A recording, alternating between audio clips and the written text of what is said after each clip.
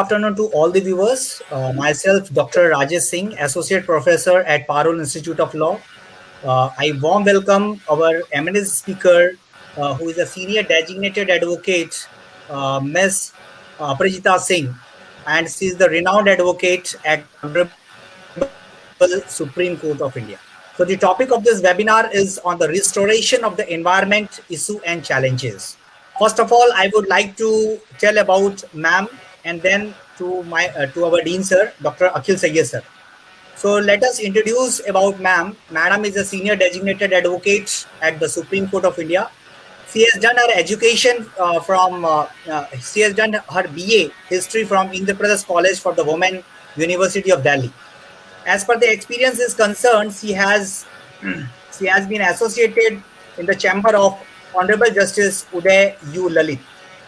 In the 2001 to 2006, he is associated with the chamber of Mr. Haris N. Salve, who is the senior advocate at the Supreme Court of India. From 2002 to 2005, she is the counsel in the panel of Union of India for the Supreme Court of India.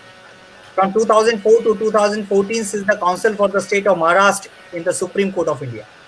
From 2000 to present, she is the special counsel for the state of Maharashtra in the Honorable Supreme Court of India.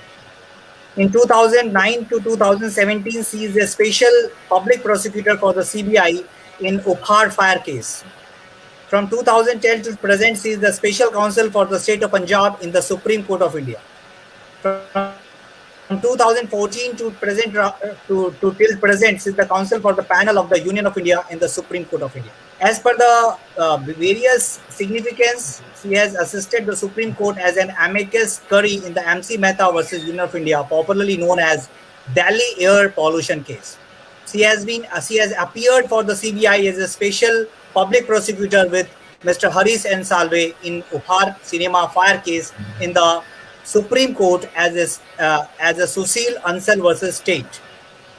And the most reportable judgment of Ms. Aprita Singh on the environmental law is assisting the Supreme Court. She has assisted in MC Mehta versus Union of India, popularly known as Delhi pollution case, which is a very popular case. Was assisting Mr. Haris Salve, who is the senior advocate in the case since 2001.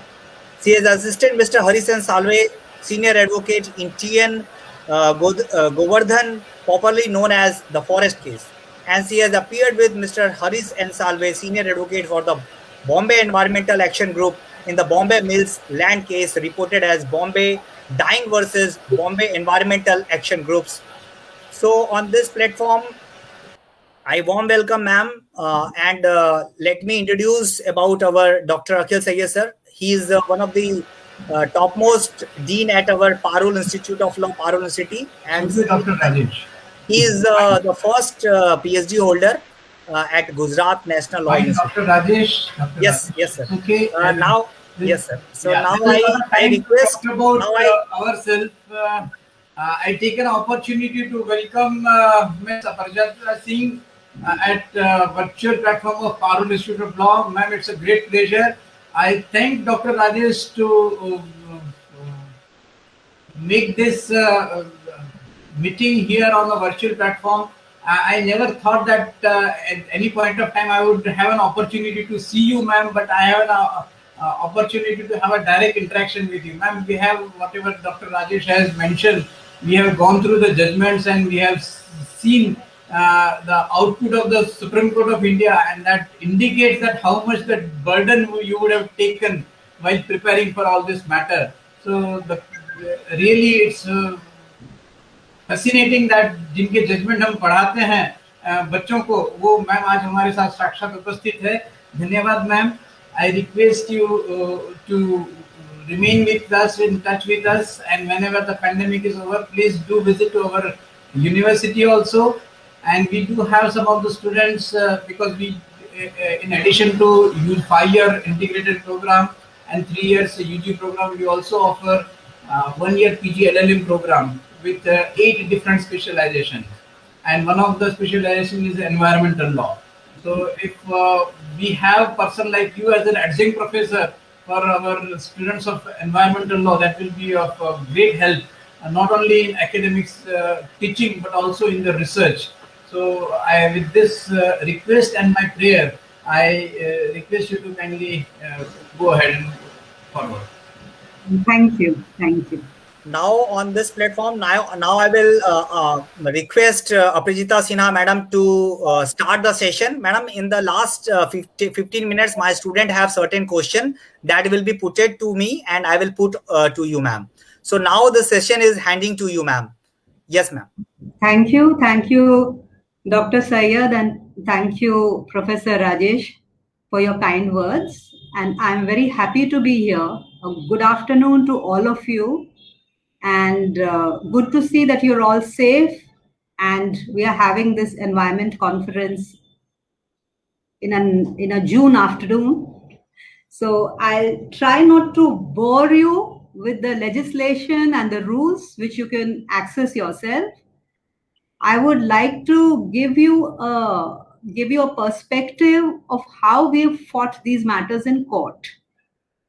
So, and I would try to give my first-hand experience, share my first-hand experience, so that the students would also have an idea of how these cases have developed. So, let me start by saying that when we say environment, it's a very broad subject and it covers everything. It covers your air, your water, your public policy, your town planning. So everything is covered by environment when we say environment. But what exactly is environment law? Environment law is something which covers all aspects of your life. So earlier environment law was industry centric. So if you see the earlier judgments when the environment law jurisprudence was in the nascent stage, what we saw was orders against industries basically. So you have polluting industries which are polluting river, which are polluting air, and then you had relocation of industries. So mostly Justice Kuldeep Singh cases, if you remember, those were the cases of the first stage. Then we come to Justice Verma phase. Justice Verma phase, if you realize, apart from other cases, because I'm talking specifically about air pollution case here, that when it came to air pollution case, he concentrated on vehicular pollution. Now, the good thing about India is that our courts, unlike other courts, they are very proactive and their powers, as you know, are very wide, unlike any other court in the world. So our courts not just do they examine the legislation, they also legislate. And in fact, the entire environment jurisprudence is about legislation from court. Either they have legislated themselves or they have asked the government to put a legislation in place. And third, despite putting a legislation in place, if the government is not acting, they force the government to act. This is how the environment jurisprudence in India has developed. And today we are at a stage where the matter has actually moved from industry to the common man. So it's not just affecting industry or a certain river or a certain area, it affects the whole of India. And it is affecting the car we buy, the place where we park, our transport system, our city planning, water harvesting. These are just instances of how it now concerns every individual. So it's not about industry anymore, it's about individuals. And as the Delhi experience has shown us, that it is not just about environment giving us a good life, it's about survival. Delhi is a case where people were choking. And I drifted into environment. So it was not my first calling. I was in chambers which were associated with the environment case, and Mr. Salve handed the baton to me. But the thing is that I experienced firsthand what it is to choke. So for someone who had never bought an air purifier, finally in Delhi, in 2019 December, I had to buy an air purifier because I was choking. So this is your environment. It concerns, it's not a subject of law. It is affecting our everyday life. And it's not just connected to one area of law, it's connected to every area of law. Whether it's mining, whether it's construction, whether it's any other thing, because you have environment clearances there. So this is the fundamental thing I want everyone to understand. I'm trying to put across that it is not just it's not an isolated subject. It is a subject which has ramifications for everyone. That is number one. Now, I now want to take you to case law. Supreme Court, of course, has been handling, as you all know, from Justice Verma days. So Justice Verma realized and that without any expert opinion, it's not possible for the court to pass any order because the court is not equipped to do so. And as you realize in environment matters, we are always fighting the government. So the government will not really give you the information that you require. The government will not give you the information to act against itself. So you need an independent expert body. And that's how Environment Pollution Control Authority, EPCA, came into being under the court's order. Because the legislation was there since 86. The office, there was a provision for this office, authority, but the government never acted. So then the court stepped in. They forced them to appoint an authority, Environment Pollution Control Authority, so that they could give independent advice to the court. That's how the reports started coming in. And then there came the CNG orders, where the entire Delhi bus fleet was ordered to be converted to CNG. And in this first instance, what we should remember is that it was confined to public authorities. So the entire Delhi bus fleet got converted to CNG, the Delhi autos got converted to CNG, even the light commercial vehicles got converted to CNG. So this is how the court intervened in the vehicular pollution matter. And there were few orders passed. So in terms of longevity of the vehicles, so 15 years, 12 years, 10 years, this is how it proceeded. Now we come to this is the Justice Verma and Justice Kirpal stage. This is how the matter has shaped till now. And it actually, and then the second thing that they did, especially Justice Kirpal, before this, there were no norms of Bharat 1, Bharat 2, Bharat 3, Bharat 4. And today we are on Bharat 6. These are actually EU norms imported from European Union. And we have named it Bharat 1 to Bharat 6. So these are the standards that the vehicle must comply with to be pollution compliant. So what Justice Verma and Justice Kirpal did, that they ensured that, because at that point of time, you should remember that there was a lot of dilution of fuel. So kerosene was a major problem. Then the quality of the fuel, the sulfur content in the fuel was very high. So they introduced Bharat 1 till we are today at Bharat 6. So it's through the orders of the court that you got a cleaner fuel for your vehicles, and Bharat stage was introduced. So that the stage is set for the future. Now from 2005, after Justice Kirpal, 2003-4 to 2012, Delhi pollution got arrested and things were, and the thing is, when the court is monitoring and when the government is not very interested, the matter becomes judge-centric. So you only proceed if you have a very interested judge who's committed to the cause. Because however much you want, if the judge is not interested, you can't get anything done. Because see, these are PIL matters. We are amicus because we are assisting the court. And these are pro bono matters. So beyond a point, you can't, as an amicus, you can't go beyond what the court really wants. So now we come to what happens in 2030.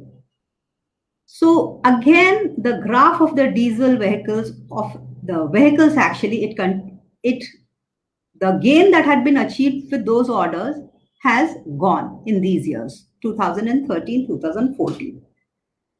And as you remember, by 2014 end, Delhi collapsed because we were back to square one Again, you had the air pollution problem, and everything that had been gained was lost.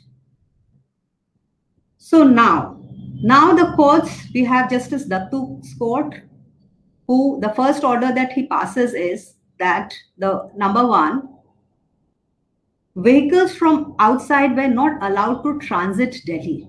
The idea was that Delhi should not be used as a bypass, and there should be two expressways, Eastern and Western expressways, which the transit vehicles take, and Delhi remains safe because Delhi is already very polluted. So these orders have not been implemented for all this while. So Justice Dattu, and this is what as amicus Mr. Salve proposed, that there should be an environment compensation charge for every vehicle which is entering Delhi. So this is what is called a deterrent. So if your travel cost through Delhi, the idea the vehicles take Delhi is because their travel cost reduces if you take a straight path. If you end up paying the ECC, then your charge goes up. So vehicles which are not destined to Delhi, they will not enter. So that was the first step. So this is how we start in the second phase. Then comes Justice Thakur. Now this was an important period because this was the first time the sale of diesel vehicles of 2000 cc and above, the passenger diesel vehicles, was banned. And the ban continued for more than 6 months. And this is the first time it was done anywhere in the world. And that was just to send the message that Delhi is already polluted, don't mess up with Delhi more. So that is Justice Thakur's order. The second important thing that happened was that the government was given a deadline to introduce BS6 by 2020 and BS4 by 2017. Those are the genesis of these, that's the genesis of these two events. The third important thing that happened was, because Delhi exploded at that time, Delhi was in a terrible mess. So one of the things in the regulatory framework that happened was that the court directed EPCA to come out with graded response action plan, which is GRAP. Because every time there was a problem, the government would be reacting. The government did not have a plan in place to anticipate things and take actions accordingly. So EPCA was told to formulate GRAP, which EPCA did, and which was to be implemented by Central Pollution Control Board. So then you have a regulatory regime that when there's a problem, you start reacting to it. And you don't come running to court, because the court also understood that it's not possible for the court to monitor on a day-to-day basis. And it's the job of the statutory authority, which is CPCB. And so this regime was formed. Now we come to Justice Lokur's phase, which was the most robust phase in the air pollution matter.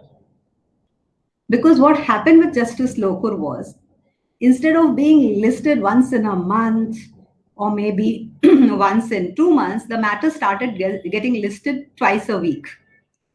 So when the matter starts getting twice a week, you have a lot of scope. You have a judge who's very proactive. So you have Justice Lokur suggesting to EPCA in the first very hearing that the action of the government is reactionary. Where is a plan for clean air? A comprehensive action plan. So what was the plan supposed to be? The plan was supposed to be that first you identify all the sources of pollution. Second, you tell us what are the actions required. And third, you give us a timeline. So this is Justice Lokur coming in, and he set the agenda. So what is interesting is Justice Thakur came up with GRAP. It was Justice Thakur's idea. And comprehensive action plan has come from Justice Lokur. So you can see court legislating and court legislation in action. So EPCA presented a comprehensive action plan to the court. Now this is where the government comes in. the government is obviously, it has its own constraints. But the problem with the government, with most of the governments, is that they refuse to acknowledge the issue. So the argument of the union in the comprehensive action plan was that where is the data which shows that pollution is a problem? Where is the data which shows that pollution is a health issue? And when this was argued, the government said there is no Indian data. So the most important step is acknowledging the problem. Here, there was no acknowledgement. The government refused to acknowledge that there's a problem. So this kept hanging on for a long time. And finally, fortunately, we had enough reports, we have enough material, even from the Indian. And the third thing that happened was, in the meanwhile, Justice Thakur had ordered setting up the monitoring system for measuring the pollution level. So the good thing was, by the time we came to comprehensive action plan, we had quantified the pollution from each area. We were getting real-time data on pollution, so that the government couldn't really say that there was no pollution. But the answer was that it doesn't affect the health so much. Anyway, so the court was adamant and we got the comprehensive action plan implemented. Now, the notified, comprehensive action plan notified. So you see you have a statutory scheme in place. You have an action plan, so you know all the sources of pollution. So what are the sources of pollution? So fortunately, there was an IIT Delhi study, which you must be aware about. And it's the IIT Delhi study of 2015 on which most of the court orders, in fact, all the court orders, and in fact, the government's policy is based on. So that report says that vehicle is the most important source of pollution. So what are the sources of pollution? It's a vehicle, it's industry, it's road dust. So these are the major sources of pollution. And in industries, it is the power plant. So at least now you know what you need to address. You would be surprised to know that till then there were no standards of emission for industries. So the power plant had no emission standards. It only came in 2015 December, which was the most polluting industry in terms of pollution. The rest of the industries had no emission standards. So it is Justice Lokur's court which actually gave this order. For the first time, we had emission standards for the industries. So this is again a regulatory framework in place. Now, as you know, in India, putting a law in place is the easy part. Implementation on the ground is the most difficult part. Now you have put a framework in place. How do you implement it? So for implementation, the court, so there are big point implementations which are very easy. So before Justice Lokur came BS4 and BS6 judgment. So when the date of implementation of BS4 reached, the argument of the government was that the vehicles manufactured till 31st March 2017 should be allowed to be sold after 31st March. This argument was squarely rejected because we pointed out then it's open to the manufacturers to actually stock up the vehicles, ramp up production, and then so the whole idea of a cutoff date gets defeated.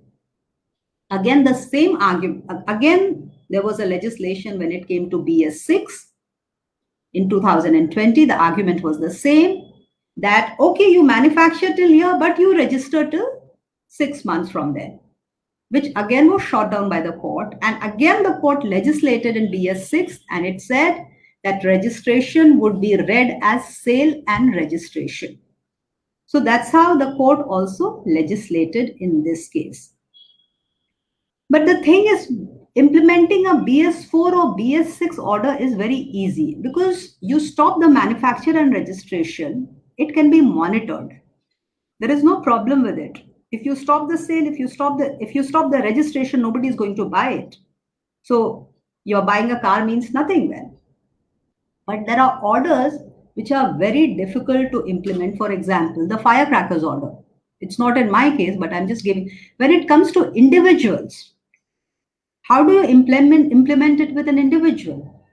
Now, suppose even in Delhi, the NGT had passed an order of 10 years ban on diesel vehicle and 15 years after duration of 15 years for the petrol vehicles and a complete ban on them after that. Now, what happens to that order? How do you implement it? Is the cop supposed to stop every vehicle and check it? So vehicles are still plying. So that's the court also has to be conscious what orders are implementable, what orders are not. So some of the big orders are implementable, but if you actually involve an individual, implementing that order becomes a challenge. So coming back to Justice Lokur's period, now as I told you, Justice Dattu had already imposed ECC on the entry of vehicles in Delhi. So that was a deterrent. But you realize is when, and I'm just explaining all this because you have to understand how it plays on ground and how court orders are passed. It's not just passing an order, because you pass one order, you have another problem. You take care of that problem, you have another problem. So this is how it proceeds. So these entry points to Delhi, they are being managed manually. And I don't need to explain what happens when entry points are managed manually and who gets richer. And in Delhi, all these entry points had been contracted. So it was with the contractor. So the entry of the vehicles was far more than what was being shown. So EPCA again came up with a proposal of manning the entries of Delhi through RFID. So again, the money collected from ECC was put for construction of RFID. And today, all the entry points of Delhi, they are controlled by RFID. So you know exactly the number of vehicles. And in this context, I would like to add that FASTag has actually solved a lot of problems. And another issue I want to flag here is that the traditional view was that environment and industry and environment and technology, they're always at odds. Today, we are using technology to improve environment. So today, the environment law is actually driven by technology. You have RFID, and thanks to RFID, you can control the number of vehicles entering Delhi. So that's technology for you. Now you have RFID. That's again a very interesting phenomena. They have not banned. They have just said that if you don't have RFID, you pay double the amount. So that's a deterrent. So the Supreme Court, now what it does is after, because I'm talking about technology, let me now flag something else. How the judge shapes these laws. We had Justice Lokur and Justice Gupta on the bench. Justice Gupta asked EPCA, have you explored the option of hydrogen as a fuel? Now, as you all know, hydrogen is a new technology, and even in the West, not much has been done on it. And we were a little skeptical that because the judge had said it, of course, EPCA examined it, but we were a little skeptical about it. When EPCA sat down and when they examined the matter, they got a representation from Indian Oil Corporation, which said that we have worked on this technology. We have a technology where we mix hydrogen with CNG, which further reduces, because as you know that CNG is not completely clean, it's cleaner than petrol. So that further reduces emission mixed with hydrogen. So they had a new technology. So that report was presented to the court. The court passed orders on that. IOC didn't have the funds. So again, the money that we collected from the ECC was given to IOC, and this technology has been developed and it's now being put in action. There was a pilot project ordered by the court and this technology is in action. So again, you see how technology is helping us resolve. So when you talk about BS4, BS6, that's technology. That's technology helping environment. So this whole debate about whether environment or whether technology, now the paradigm has shifted. It's the technology which is helping you take the environment forward. And as you know, the basic principle of environment law is sustainable development. So today, when we argue, we don't argue closure of industry. We don't, and that's a marked shift, because what we are arguing, that you make it sustainable by introducing systems which reduce your emission. That's the shift. So that's your Supreme Court order. Now we come to another aspect before I come to the industries, is that it's very well to tell people not to use cars, not to use any other mode which is polluting. But this cannot happen till you have a robust public transport system. So one of the issues that we had was that public transport in a city like Delhi has more than 1 crore vehicles, and there are more than 11 lakhs vehicles entering Delhi just from 8 points.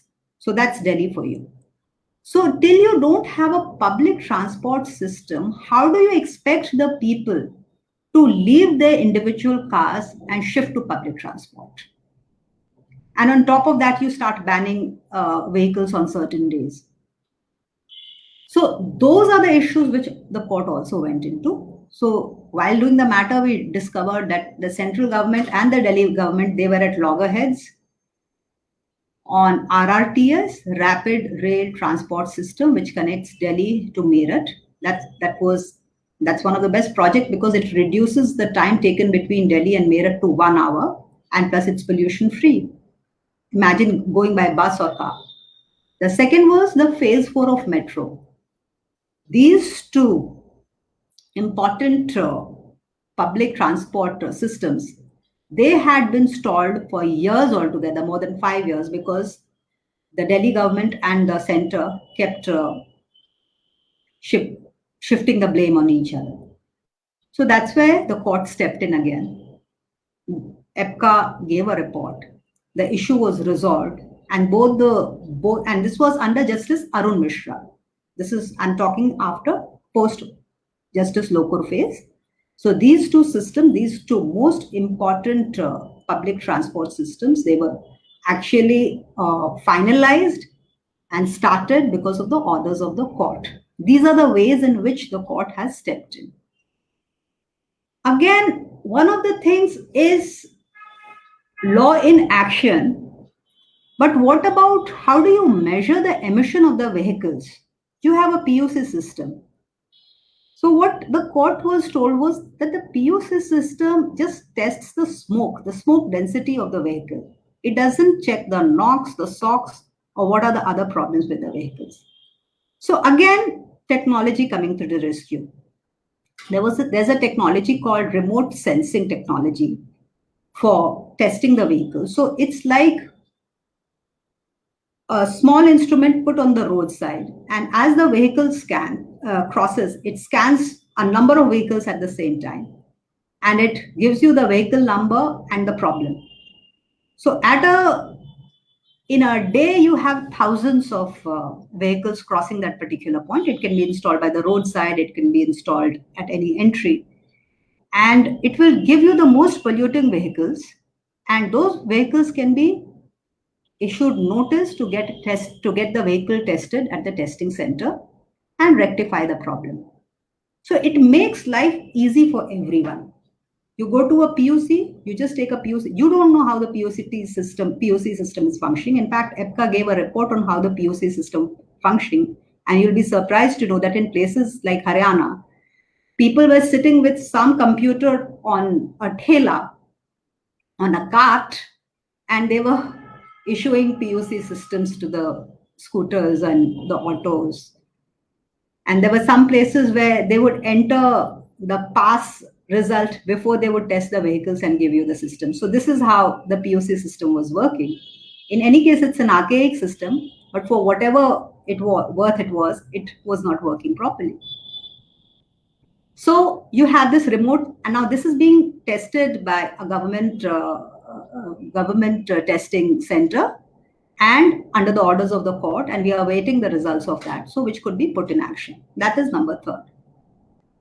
Now, all this is very good, but now coming to the industry.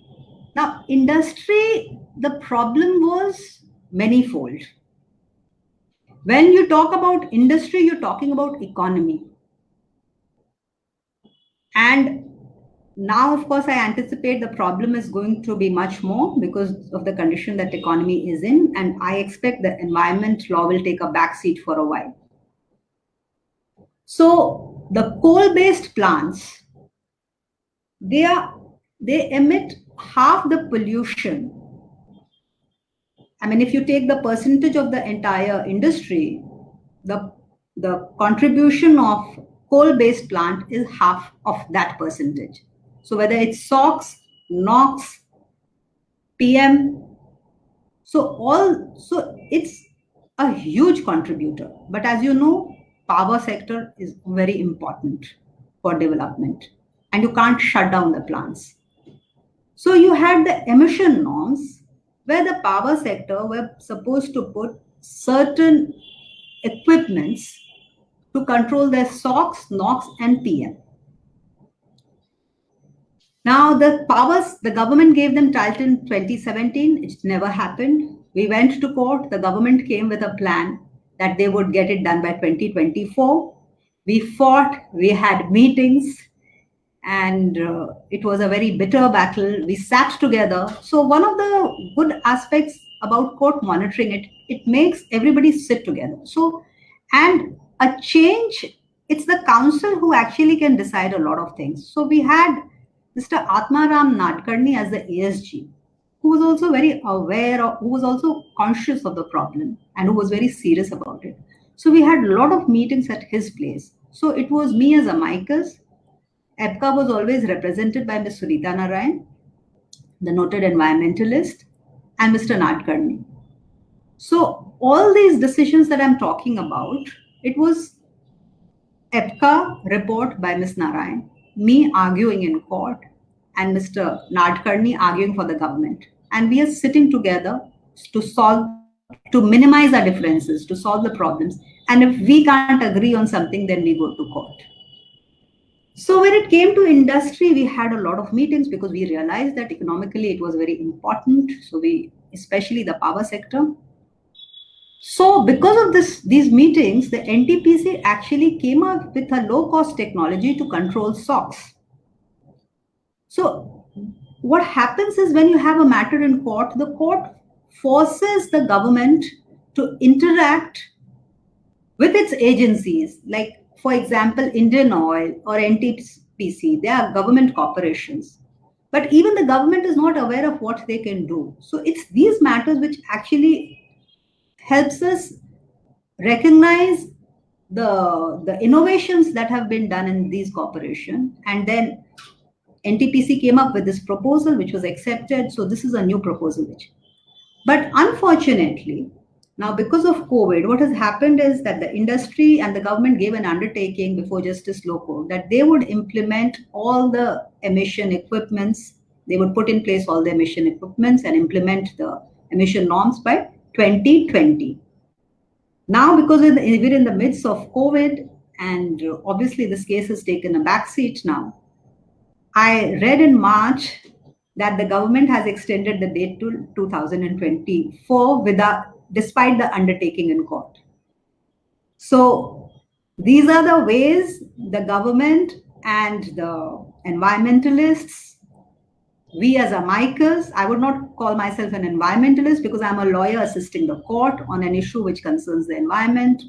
So there is this constant tussle between all the stakeholders, and this is how the law moves forward. The government has its own compulsions.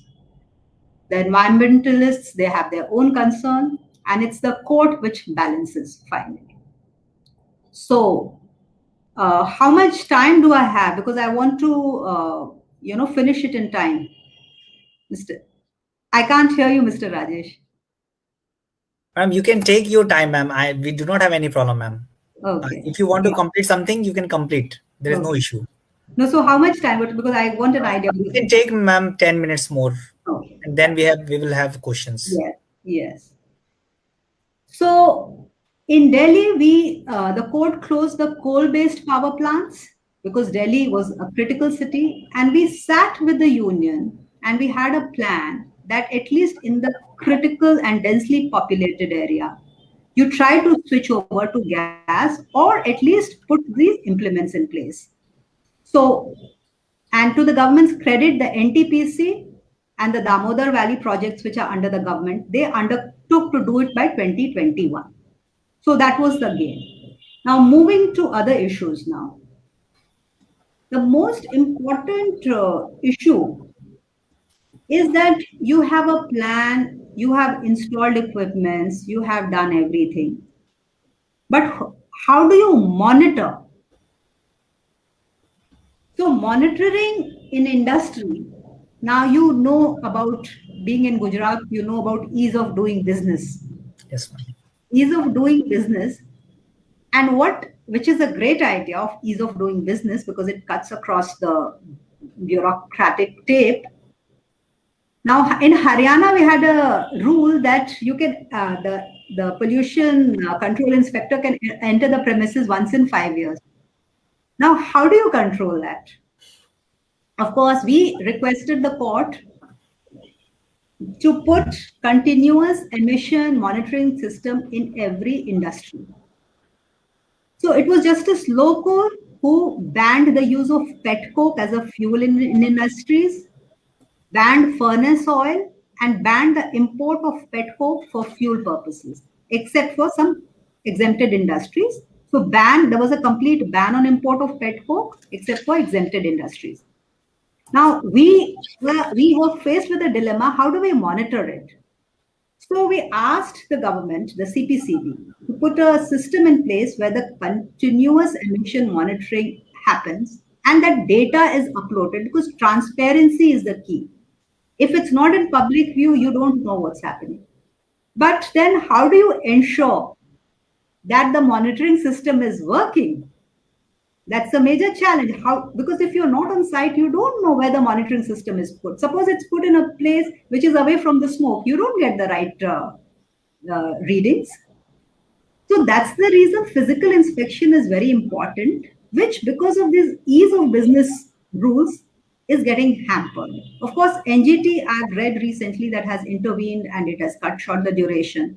But implementation remains a huge problem, and however many regulatory schemes you have, whatever the court puts in place, you have these problems on ground.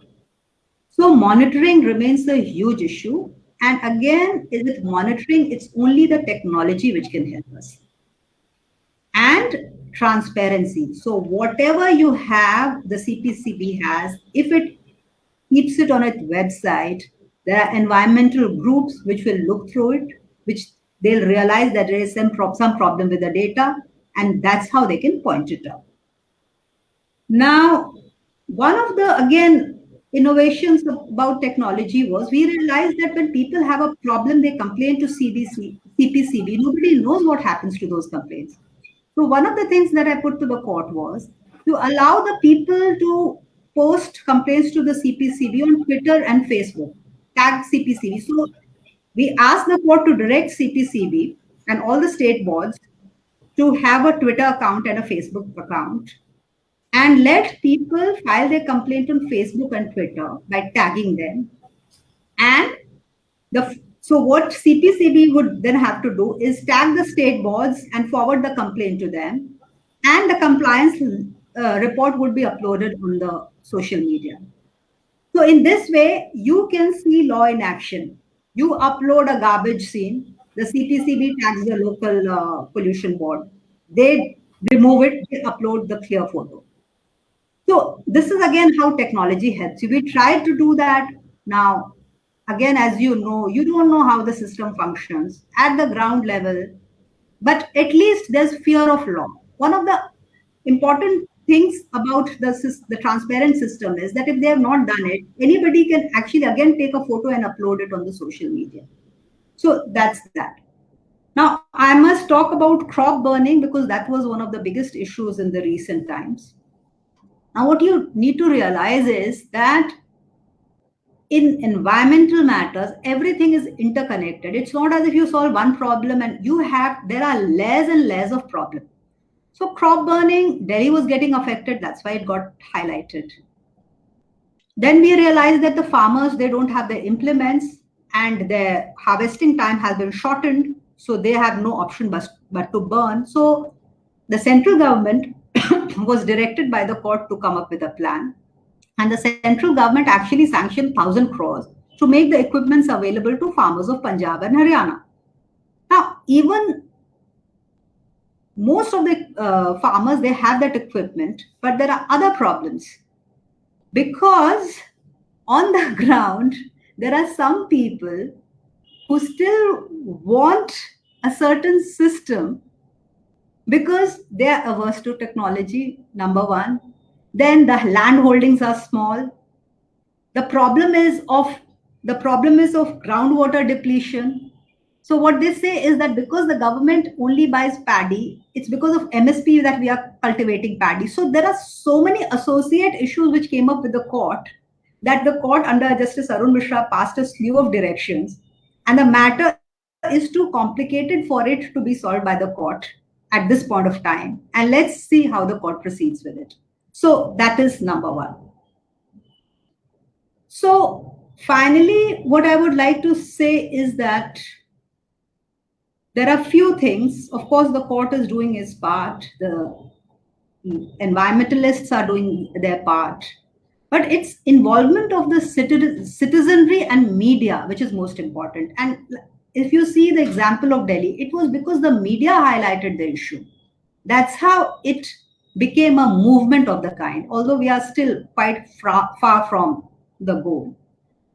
And coming to certain ways in which, in my experience, I've realized that ban doesn't work as much as incentive. Now, in Gujarat, you have recently introduced the carbon trading system. Now, that's a great system which has worked in the US and EU. But if you're capping the emission and if you're trading it, you need good monitoring systems. You don't know if the industry is saying that, okay, I am going to emit 100 and I have emitted 50. You don't know what they're saying is true or not till you don't have a good monitoring system. So the basic thing is, till you have the infrastructure in place, this policy is not going to work. So I don't know on the ground how good or how bad is the monitoring system there. But for this system to work, you have to have state-of-the-art monitoring system and regular inspections for this to work. Now, that is that. The second thing is, like I already told you, that these bans, they can work with big decisions like Euro 6, BS6, BS4, but when it comes to firecrackers or construction, now, of course, there are rules on construction. Who's going to implement? Because there's a construction happening in every gully and every mohalla. Who's going to monitor that? That has to be the local body. So these individual issues can only be done by incentive. A ban does not work in individual issues. Finally, coming to the future, now because you'd asked me what you see as challenges for the future, there are two immediate challenges. One, I've already explained that the power plants, they have again, the government has again pushed it to 2024. So we have coal-based power plant emitting and polluting. The second thing is the Environment Impact Assessment Rules of 2020 at a draft stage. It's talking about post-facto clearance for industries, which is again a problem because if you're already established, if you're already polluting, what is the point of clearance? And how do you go back in time if you've destroyed the ecology? Those are the two problems.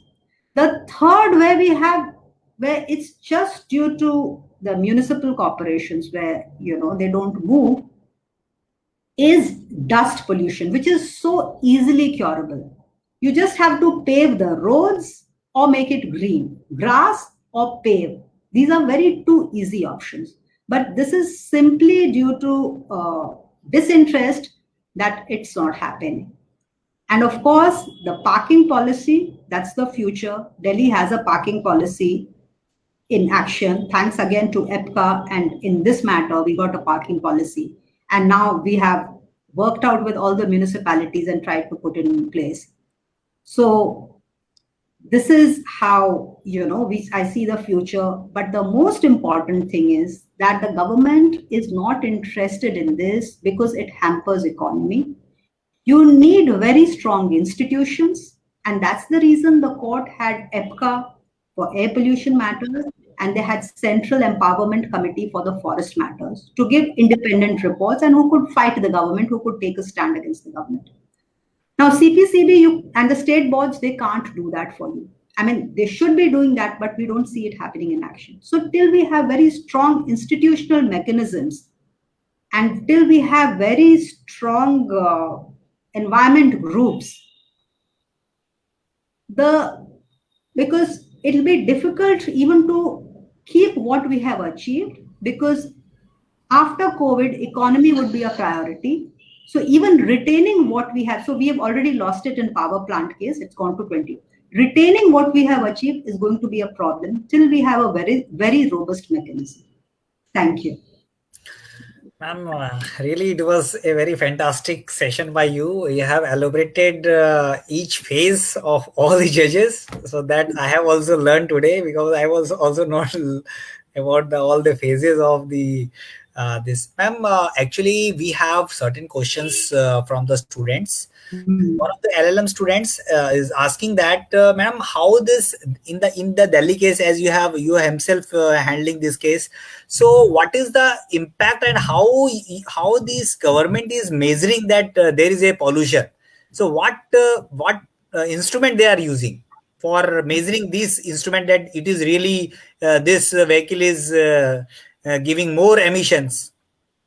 So, how you are measuring, ma'am? Yes. So, in fact, that's a very good question, because see, till you know there's pollution, how do you act?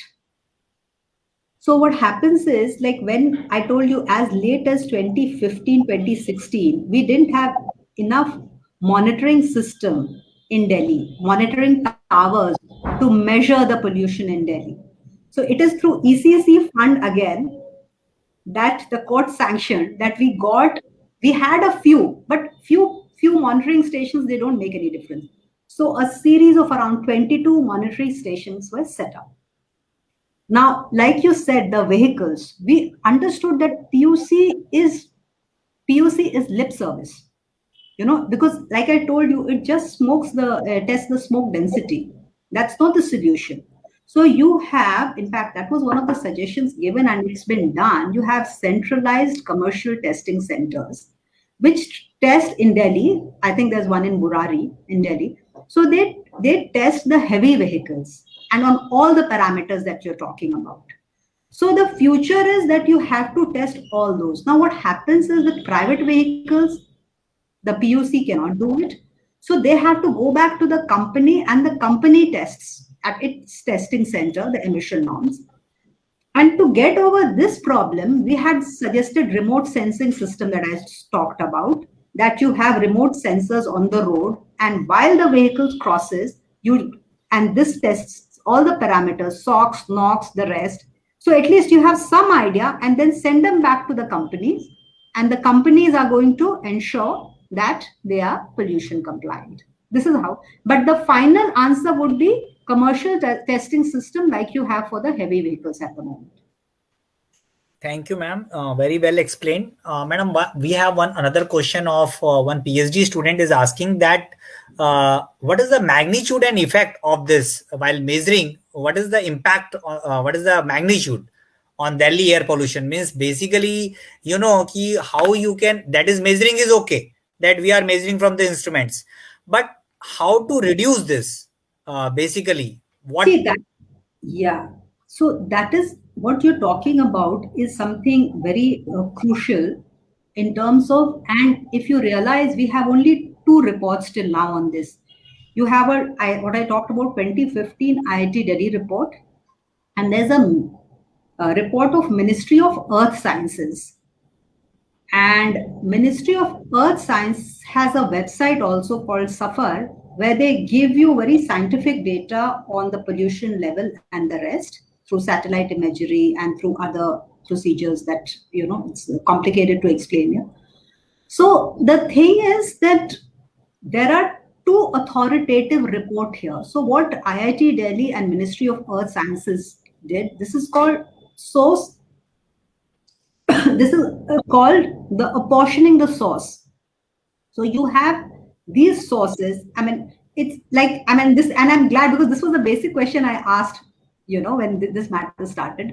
Said, okay, there is pollution, but where is it coming from? What is the source? So the Delhi IIT did a study, and till date, Delhi IIT and Ministry of Earth Sciences, they are the only two sources from where we are getting this information. So that's the reason research and data is most important. And when you're seeing today that India, 22 cities are the most polluted, let me tell you, it's only because those cities have monitoring system.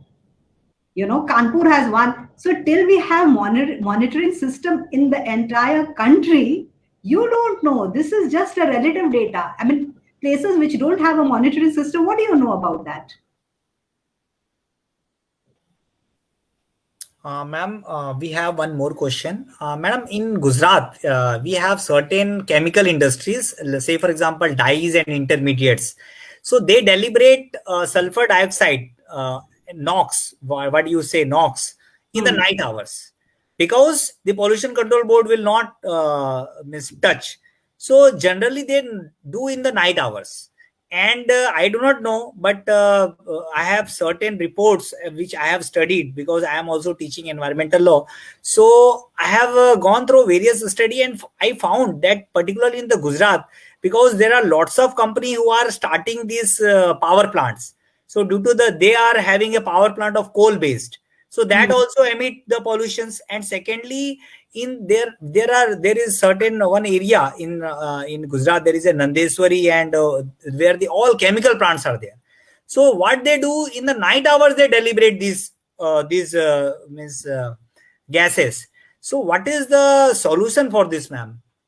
So what I talked about, continuous emission monitoring system, CMS, is something which is installed in the premises, and it continuously measures your pollution level, and it transmits it to the server, through the server, to the Central Pollution Control Board. So in real time, you're watching it. And that's the reason inspection is important, to ensure that it's not been tampered with. Because how many times can somebody inspect? So this is why I keep saying technology is very important. Technology is not against environment. Industry is not. We have to, because see, these are, let us put it this way, power plants are necessary evil. So what do we try to do? Number one, we try to switch them to gas. Now, if it's not possible, if there's not enough gas, what do? We try to ensure that they are not in the densely critically polluted areas.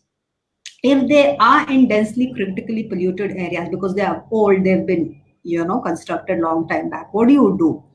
You install these equipments. Like for sulfur you have FGD, for NOx you have SNCR, which is a developing technology here, but it's a developed technology elsewhere. Then for PM, so these are all this is all possible with technology. Now, what we are talking about is the political will. And there comes again ease of business. So I feel that till this issue, and I'm glad that during these elections, the 2019 general elections, environment was one of the issues. And the parties actually campaigned about environment because of the Delhi experience. Till it becomes a political issue with the public, it's difficult to, because like I said, you have the law, you have the technology, you implement it, you get it installed. But if it's not working, who's going to monitor it? So it has to come from the public and from the, like I said, robust institutional mechanisms. Yes, ma'am. So, ma'am, it's a really very fantastic session by you, and my all the students are writing to me that it is really a fantastic session, and it is a great pleasure that they have seen today on this virtual platform, because I was trying from last 3 months to you. Before that, also I was Yes. talking, and that point You've of time been you were very busy. So, ma'am, it is a really a fantastic session, and we are very much thankful. And on the part of Parul Institute of Law, ma'am, we would also like to invite you when this pandemic is over. We have around about 15,000 students at our university, madam. Not only in the law, we have various 50 departments, and this is one of the leading university in Gujarat, ma'am, right now. okay. Okay. So we are working for day and night for our student, and our recently we have conducted examination. We have completed all the examination of the semester examination from the Mhm. WAC platform. So we are giving all the facilities to our student. If they have any problem, we have immediately conduct their examination, their PPT, all are uploaded in the Google platform, so that they should not get any problem. And as per, say for example, I have invited you, so my student get a greater exposure, that practical aspect they have listened. So Yes. this is one of, because they read and we teach, but we also learn every day, because if you will see, I always conduct one or two webinars in a week, ma'am. So Yes. because from this we are imparting our knowledge to our students. So we Yes. are very much thankful to you, ma'am, and after this pandemic we will invite you at our university. So for this I am closing this session. I am also thankful to Jiten Kovani sir, who has given a very fantastic live on the Facebook. So Jiten sir, I am also thankful to you, sir. Jiten sir, are you there, sir? So, okay, ma'am, we are closing this session, Thank because you. we might Thank be you. on some other platform, because all five to six programs are running. So, thanks a lot, ma'am. Thanks a lot for your kindness. Thanks a lot, ma'am.